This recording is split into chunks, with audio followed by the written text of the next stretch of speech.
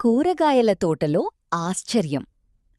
ఒక అందమైన తోటలో కార్లా క్యారెట్, టామీ టమాటా, బెన్నీ బ్రోకోలీ అని గర్వంగా ఉన్న కూరగాయలుండేవి. ప్రతి ఒక్కరూ తామే ముఖ్యమని భావించేవారు. కార్లా చెప్పింది, నేను కళ్లకు మంచి చూపిస్తాను. టామీ అన్నాడు, నేను వంటకాలకు రుచి తెస్తాను. బెన్నీ చెప్పాడు, నేను నిన్ను బలంగా ఉంచుతాను. ఒకరోజు ఒక చిన్న అమ్మాయి భోజనం కోసం కూరగాయలు కోయడానికి వచ్చింది. కూరగాయలు ఎవరు గొప్పవారో అని వాదించసాగాయి. అది విని తెలివైన గుమ్మడికాయ చెప్పింది, ఎందుకు పోటీపడాలి? కలిసి పనిచేస్తే బావుండదు. ఆ సాయంత్రం అమ్మాయి తల్లి రుచికరమైన మిశ్రమ కూర వండింది. అందులో అన్ని కూరగాయలు ఉన్నాయి. కుటుంబం ఎంతో ఆనందంగా తిన్నారు.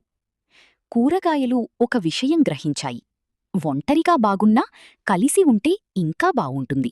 అప్పటినుండి అవి స్నేహంగా జీవించాయి. నీతి: ఐక్యతలోని శక్తి.